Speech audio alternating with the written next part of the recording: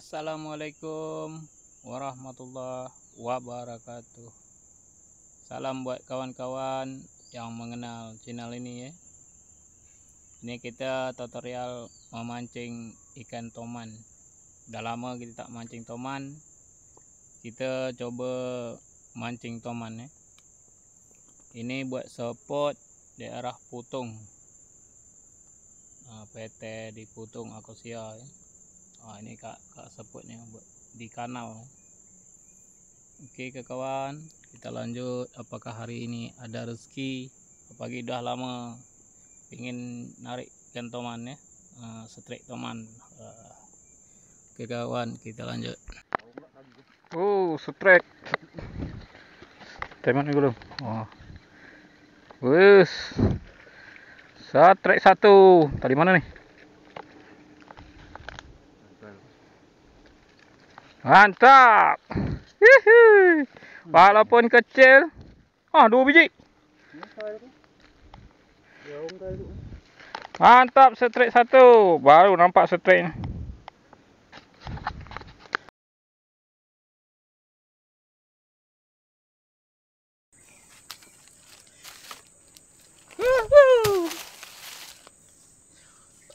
Sudah lama tak strike toman. Ini strike hari ini. Langsung laju di bawah. Kita timbang dulu.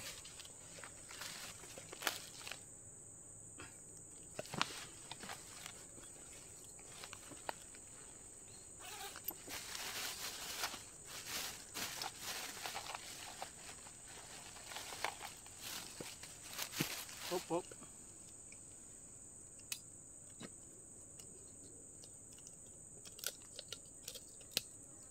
Mana nih? Angin sedikit aku nak masuk nih.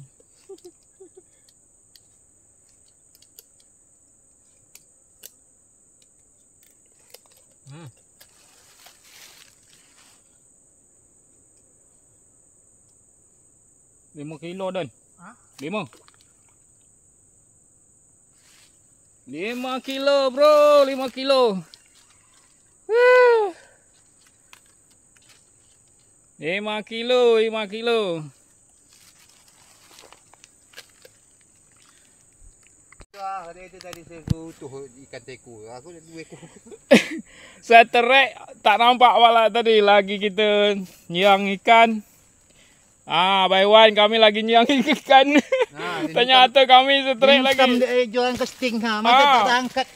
Tak terangkat jualan casting. Mantap. Strike.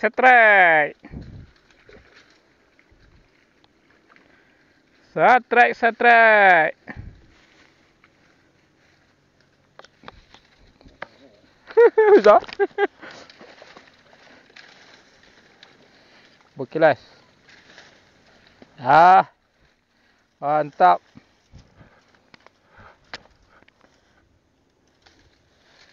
Tambah lagi ikan aku. Wah.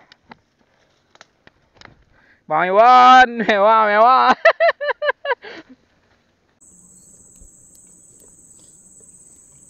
Oke kawan, kita pulang dulu karena hari dah petang. Jadi itulah hasil kita tadi ya kan. Dan salam buat kawan-kawan.